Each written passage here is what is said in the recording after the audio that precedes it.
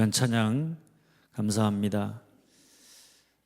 죄수를 고문할 때 머리에다가 물통을 달아놓고 물방울을 계속 머리에 떨어지게 하면 나중에는 물방울 소리가 망치로 때리는 것 같은 충격을 주어서 사람을 미치게 한다고 합니다. 그런데 데일 카네기는 근심이라고 하는 것이 마치 계속 떨어지는 물방울과 같다고 말합니다. 아주 작지만 계속 맞게 되면 그 근심이 우리의 마음은 물론이고 우리의 삶을 무너지게 한다는 이야기입니다. 그래서 그는 근심의 비가 내리면 우산을 펴고 웃어라 라고 하는 그의 책에서 우리가 어떻게 하면 근심의 비를 계속 맞지 않을 것인지, 근심의 비가 내릴 때 어떻게 우산을 펴고 웃어야 하는지를 가르쳐주고 있습니다. 우리 주님도 제자들에게 근심하지 말라, 하나님을 믿으니 또 나를 믿으라 이렇게 말씀하셨습니다. 근심의 비가 내리면 믿음의 우산을 펴서 그 비를 맞지 말라고 권면하셨습니다. 근심이라고 하는 것이 아무것도 아닌 것 같아도 근심의 비를 맞게 되면 그것이 가져다주는 커다란 해악을 너무나 잘 아셨기 때문입니다. 오늘 바울도 10절 후반절에 이렇게 말합니다. 세상 근심은 사망을 이루는 것이니라. 근심이 될 때 그것을 그냥 내버려 두면 그 결과가 뭐냐? 우리를 사망에 이르게 한다는 이야기입니다. 그러니 우리가 근심할 일이 생기면 그 근심이 나를 지배하도록 내버려 두지 말고 어떻게 해야 되느냐? 믿음의 우산을 펴야 합니다. 믿음의 우산을 펴고 더 이상 근심하지 말아야 합니다. 우리가 잘 아는 찬송가 382장 너 근심 걱정 말아라, 이 찬송은 마틴 목사님 부부가 작사 작곡한 곡입니다. 1904년도에 마틴 목사님 부부가 9살 난 아들과 함께 뉴욕의 성경학교를 방문해서 그곳의 교장 선생님과 함께 찬송가를 편집해서 만들기로 했습니다. 그런데 그때 목사님 사모님이 워낙 몸이 병약하고 많이 아파서 24시간 동안 목사님이 옆에서 사모님을 간호해야만 했습니다. 그때 뉴욕에 있는 한 교회에서 주일 저녁에 교회에 오셔서 설교를 해달라는 요청이 들어왔습니다. 목사님은 아픈 아내를 남겨두고 설교하러 갈 수가 없어서 설교 초청해 주셔서 감사하지만 제 아내가 너무 아파서 가지 못하겠습니다, 이렇게 전화를 하려고 했습니다. 그런데 그때 9살 난 아들이 아빠에게 이렇게 말했습니다. 아빠, 오늘 밤 해야 될 설교가 하나님이 원하시는 것이라면 아빠가 계시지 않는 동안 하나님이 엄마를 지켜주지 않겠어요? 걱정하지 마세요. 이 말에 목사님이 크게 감동을 받았다고 합니다. 하나님께서 이 어린아이를 통해서 자기를 꾸중하신다는 것을 깨달았습니다. 그래서 목사님이 용기를 내어서 그 교회에 가서 말씀을 전했습니다. 마침 옆에서 병상에 있던 사모님도 그 말을 듣고 은혜를 받아서 그래, 하나님이 내 곁에 나를 도우시는데 내가 걱정할 것이 뭐가 있겠는가, 이런 마음이 들어서 찬송시를 써내려갔고 집에 돌아온 목사님이 그 가사를 읽고 감동을 받아서 그 자리에서 30분 만에 곡을 붙였는데 그게 바로 너 근심 걱정 말아라 라고 하는 찬송입니다. 너 근심 걱정 말아라, 주 너를 지키리. 주 날개 밑에 거하라, 주 너를 지키리. 주 너를 지키리, 아무 때나 어디서나. 주 너를 지키리, 늘 지켜주시리. 아무 때나 어디서나 나와 함께 하시는, 나를 구원하신 주님이 나를 지켜주신다. 우리에게 믿음이 있다면 우리 역시 근심의 비가 내릴 때마다 나를 근심하게 하는 것을 바라보고 낙심하고 절망하기보다는 믿음의 우산을 펴고 나와 함께 하시는 주님을 바라보고 더 이상 근심하지 말아야 하는 줄 믿으시기를 바랍니다. 그런데 근심에도 두 가지가 있습니다. 우리를 사망에 이르게 하는 세상 근심은 우리에게 백해무익하기 때문에 우리가 근심하지 말고 믿음의 우산을 펴고 근심을 벗어버려야 합니다. 그러나 우리로 구원에 이르게 하고 깨끗하게 하는 하나님의 뜻대로 하는 근심은 우리가 근심하면서 일생 동안 하나님의 말씀을 들을 때마다 그 말씀대로 내가 살고 있는지, 우리가 거룩한 근심을 하면서 사는 자가 되어야 하는 줄 믿으시기를 바랍니다. 왜냐하면 그것은 우리로 근심이 변하여 기쁨이 되게 하기 때문입니다. 우리가 하나님의 뜻대로 하는 근심, 거룩한 근심을 근심하면 근심할수록 우리로 위로와 기쁨을 주고 우리의 삶이 하나님이 기뻐하시는 하나님의 사람으로 날마다 새롭게 성장해 가고 변화되어 갈 수 있기 때문입니다. 바울이 고린도 교회 편지를 쓸 때 마음은 2장 4절에 이렇게 말합니다. 내가 마음에 큰 놀림과 걱정이 있어 많은 눈물로 너희에게 썼노니 이는 너희로 근심하게 하려 한 것이 아니오. 그야말로 그 마음에 고린도 교회 성도들을 생각하면서 큰 놀림이 있었다, 걱정이 많았다. 그래서 근심하면서 편지를 썼습니다. 그런데 그가 지금 아버지의 마음으로 근심하면서 편지를 썼는데 그 결과 어떤 일이 일어났느냐? 4절 후반절입니다.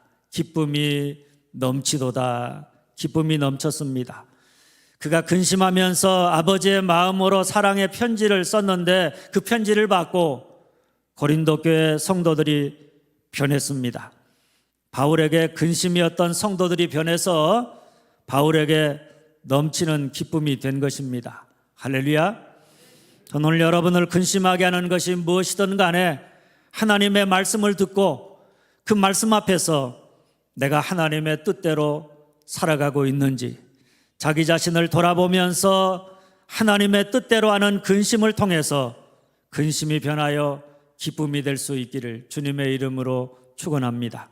그러면 첫째 따라서 합니다. 아버지의 사랑이 있다. 아버지의 사랑이 있다.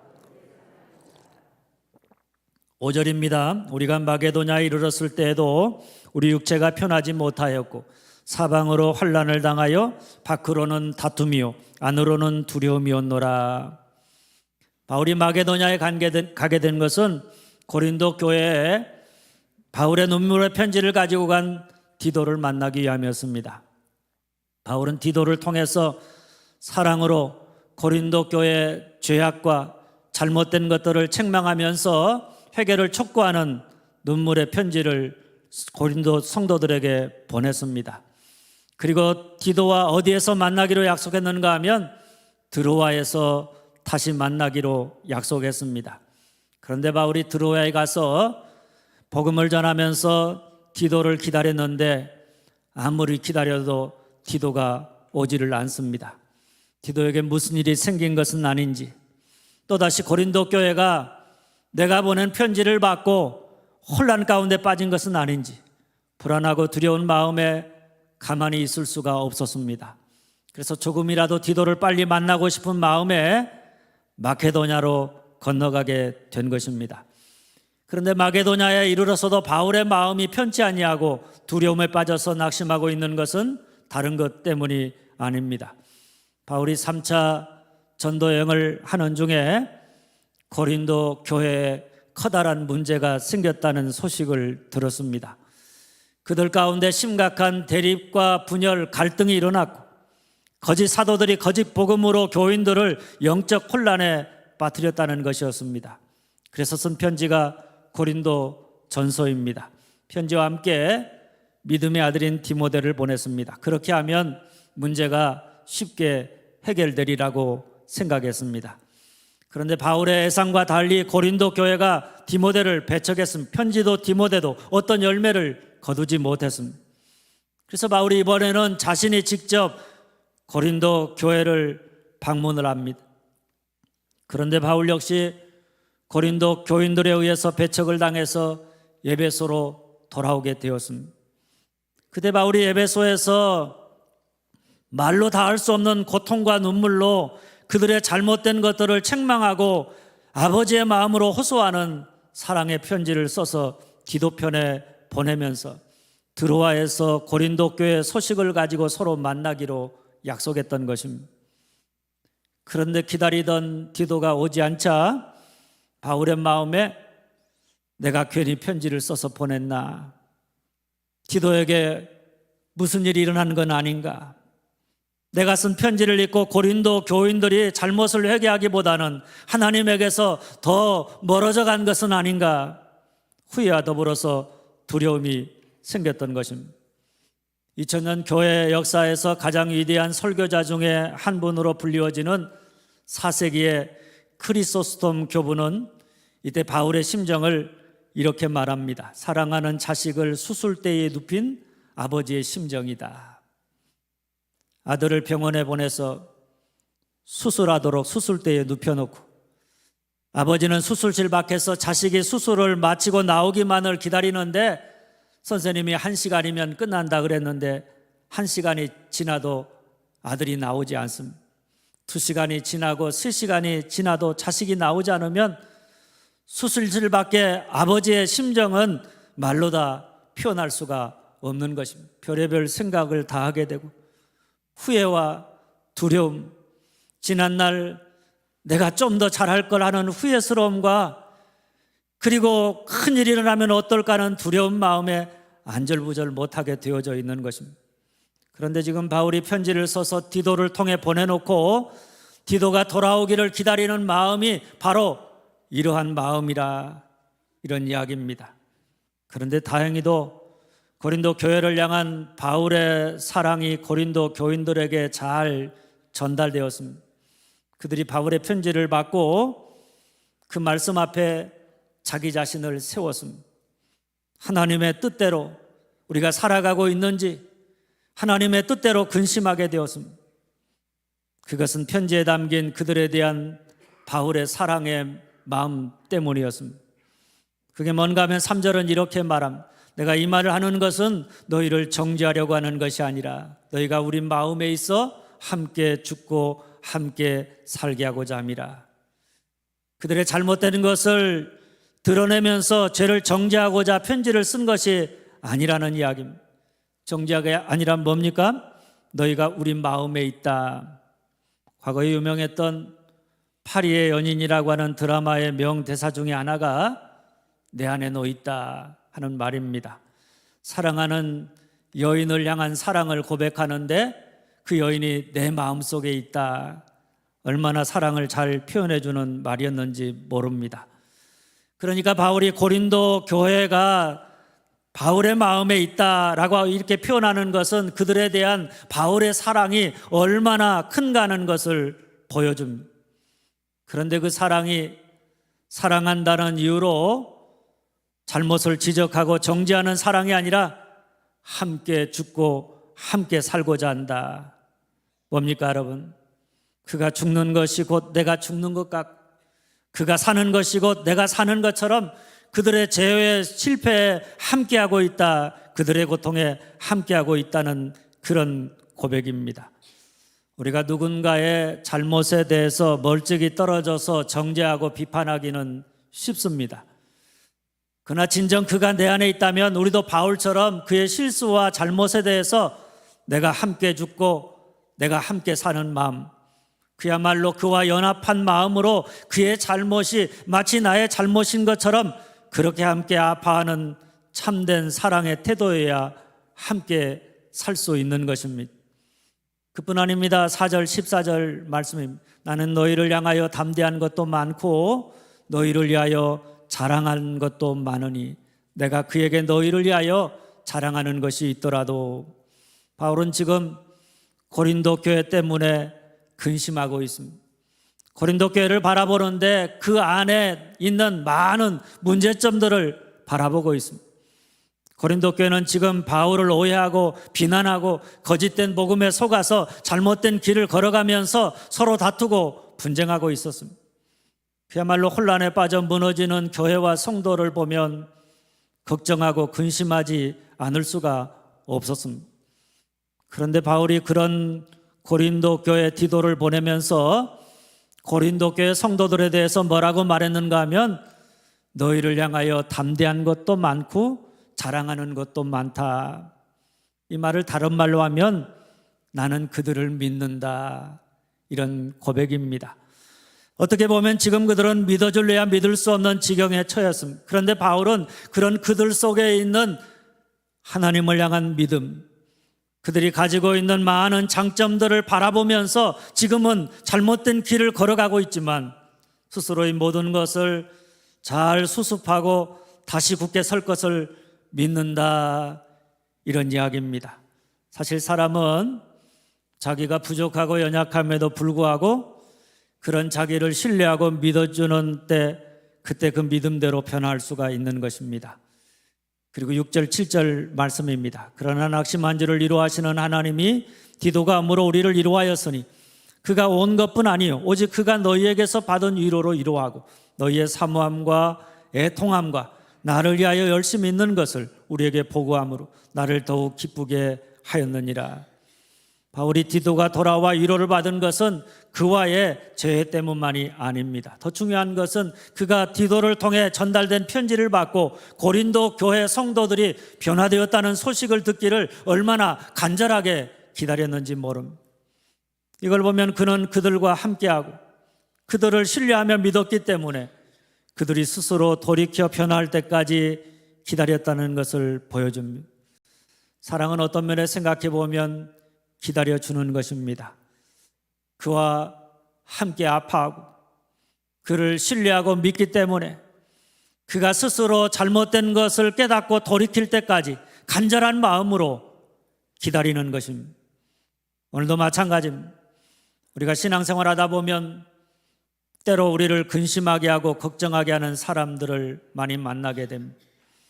그런데 그가 참으로 변화해서 하나님 앞에 거룩한 자로 하나님의 사람으로 우뚝 서기를 원한다면 우리 역시 바울처럼 그의 잘못을 정죄하고 심판하기보다는 함께 아파하는 마음, 그를 비난하고 부정하기보다는 신뢰하고 믿어주는 마음, 쉽게 뜯어고치려 하기보다는 스스로 돌이킬 때까지 기다려주는 마음, 바로 이런 아버지의 마음이 필요한 것입니다.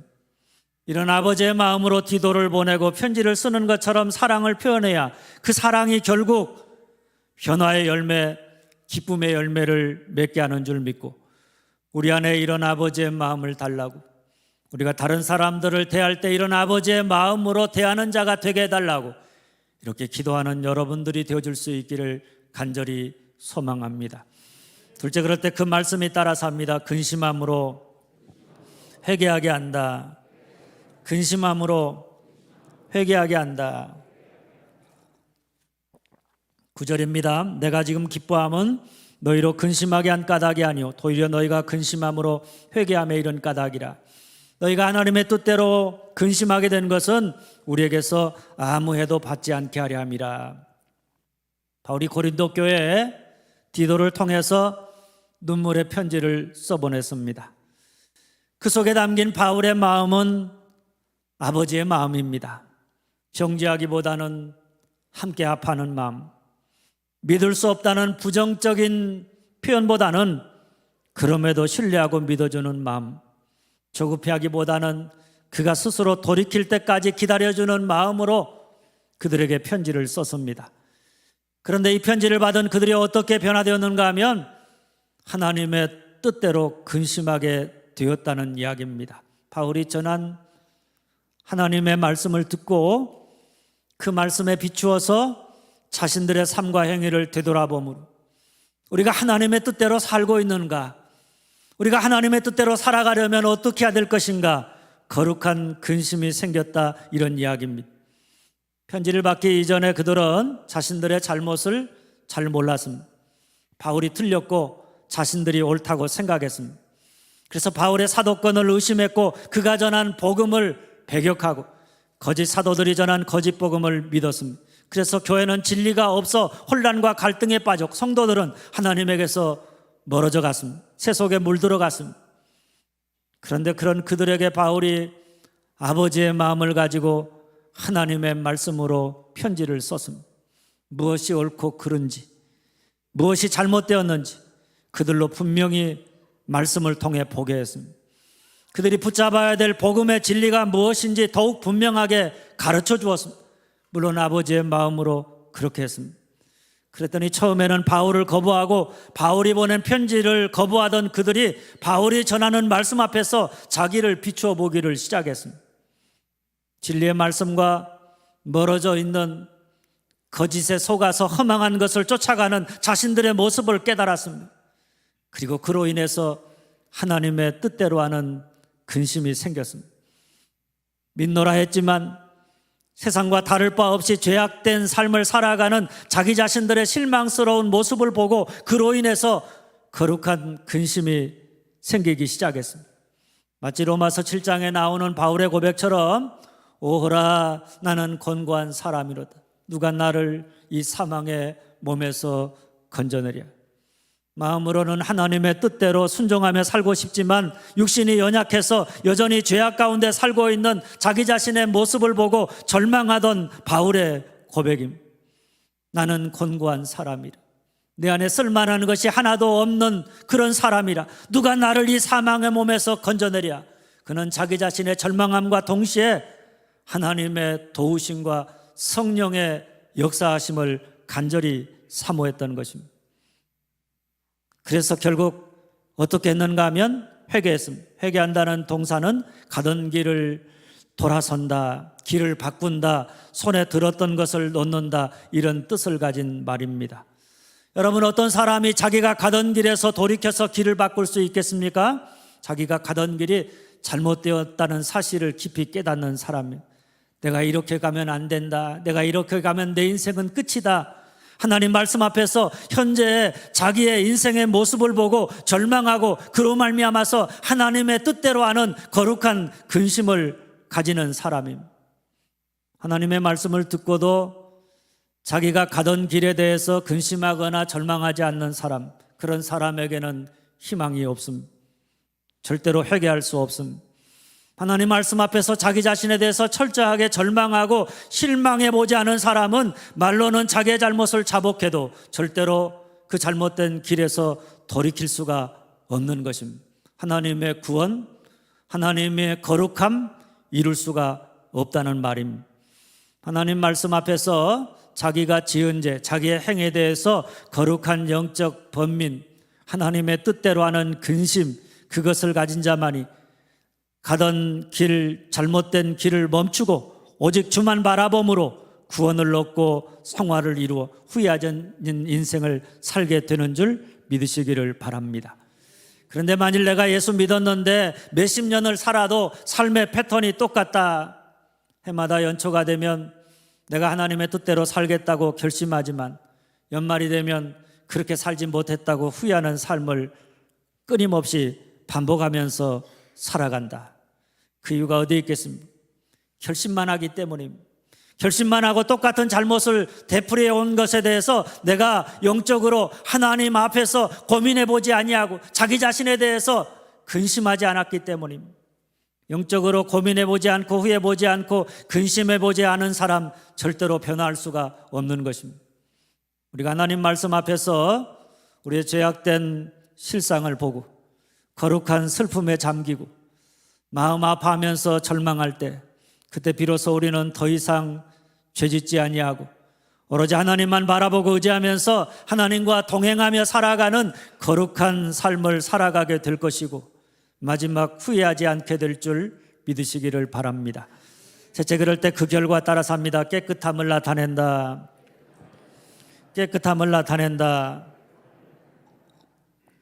11절입니다. 보라, 하나님의 뜻대로 하게 된 이 근심이 너희로 얼마나 간절하게 하며 얼마나 변증하게 하며 얼마나 분하게 하며 얼마나 두렵게 하며 얼마나 사모하게 하며 얼마나 열심 있게 하며 얼마나 벌하게 하였는가. 너희가 그 일에 대하여 일체 너희 자신의 깨끗함을 나타내었느니라. 우리가 하나님의 말씀을 듣고 그 말씀으로 인해서 우리의 죄악된 모습을 보고 철저하게 근심하고 절망하게 되면 그 근심이 우리를 변화시키는데 먼저는 얼마나 간절하게 변증하게 하며 이렇게 말합니다. 헬라어 원문에 보면 얼마나 간절하게 라고 하는 이 말이 계속해서 뒤에 나오는 말들을 수식하고 있는 것을 보게 됩니다.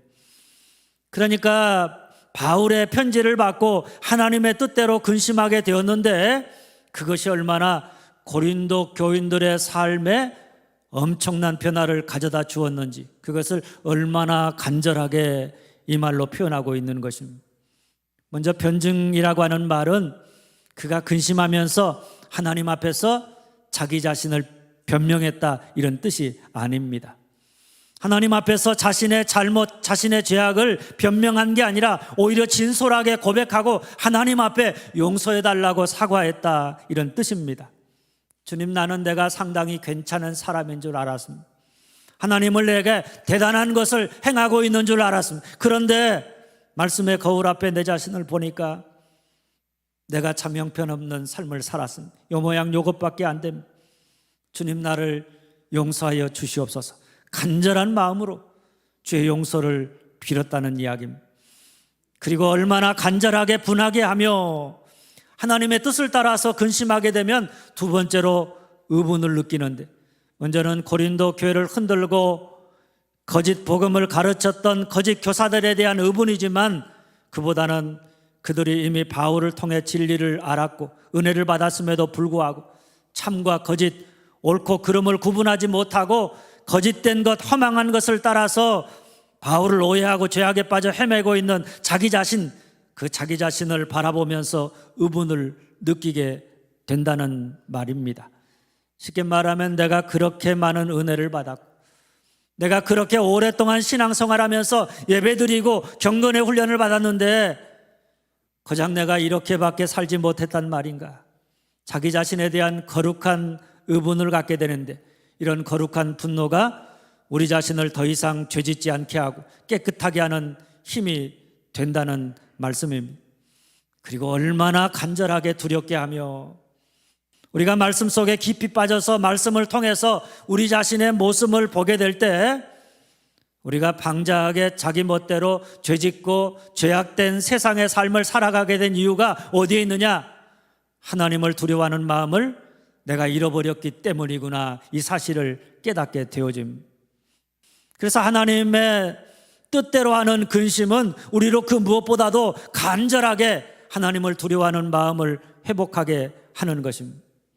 우리가 잘 아는 요셉이 보디발의 아내 유혹 앞에서 죄짓지 아니하고 거룩함을 지킬 수 있었던 것은 내가 어찌 큰 악을 행하여 하나님께 죄를 지으리까, 하나님을 두려워하는 마음이 그에게 있었기 때문입니다. 하나님 앞에 있다, 하나님을 두려워하는 마음, 그 마음이 있으면 그 마음이 우리로 죄짓지 않게 하고 우리를 거룩하게 지켜주는 줄 믿으시기를 바랍니다. 그런데 그 거룩한 두려움이라고 하는 것은 우리가 하나님의 말씀을 듣고 하나님의 뜻을 따라서 근심할 때 하나님 말씀의 거울에 비추어서 끊임없이 나를 돌아보고 두렵고 떨림으로 우리가 살아갈 때 우리 마음속에 갖게 되어지는 마음입니다. 그리고 얼마나 간절히 사모하게 하며 거룩한 근심을 통해 두려움을 회복했을 때 거기에 뒤따르는 것이 바로 간절히 사모함입니다. 1차적으로는 하나님을 사모하게 되었다, 하나님을 향한 사랑의 마음을 회복하게 되었다, 이런 말이고, 2차적으로는 바울에 대한 사모함, 바울에 대한 사랑을 회복했다, 바울과의 관계를 완전히 회복했다, 이런 말입니다. 그리고 얼마나 간절히 열심히 있게 하며 우리가 사랑을 회복하게 되면 그때부터 우리는 사랑하는 일을 위해서 열심을 다하게 되는데, 그게 뭐냐? 너희의 애통함, 하나님 앞에서 철저히 회개함으로 잘못된 것을 고치기를 원하고, 너희의 열심히 있는 것, 하나님이 기뻐하시는 바를 내가 내 온 삶을 다하여서 그것을 이루고자 하는 거룩한 열심을 회복했다, 이런 말입니다. 그리고 얼마나 간절히 벌하게 하며 다시는 내가 똑같은 죄를 범하지 아니하도록 진심으로 잘못한 것에 대해서 징계를 함으로 나 자신을 바로 세웠다, 이런 뜻입니다.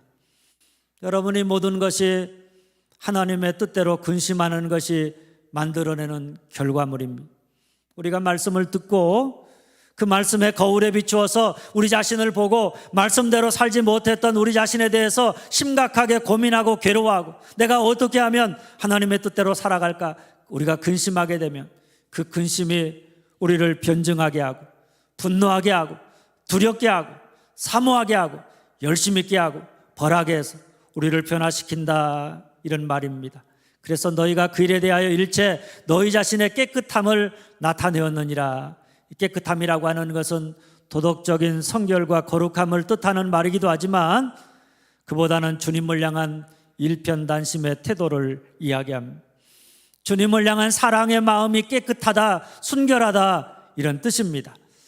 더 이상 세상에 한눈 팔거나 마음을 빼앗기지 아니하고 마음을 다하고 힘을 다하고 성품을 다해서 오직 주님을 사랑하는, 오직 주만 바라보는, 그래서 어떤 상황 속에서도 세상을 따라 죄악된 삶을 살지 아니하고 오직 하나님의 말씀의 기준을 따라 거룩한 삶을 살아가게 되는 줄 믿으시기를 바랍니다. 사랑하는 여러분, 세상 근심 걱정은요, 그 근심이 들 때마다 믿음의 우산을 펴고 다 벗어버려야 합니다.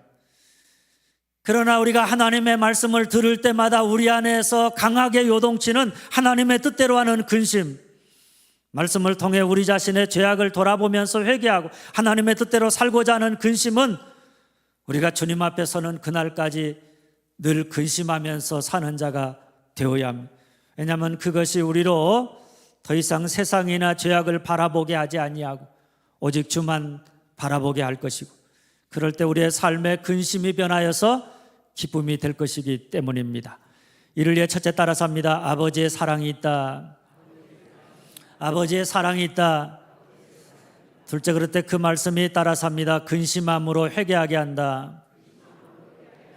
근심함으로 회개하게 한다. 셋째, 그 근심이 가져다주는 축복입니다. 따라서 합니다. 깨끗함을 나타낸다. 깨끗함을 나타낸다.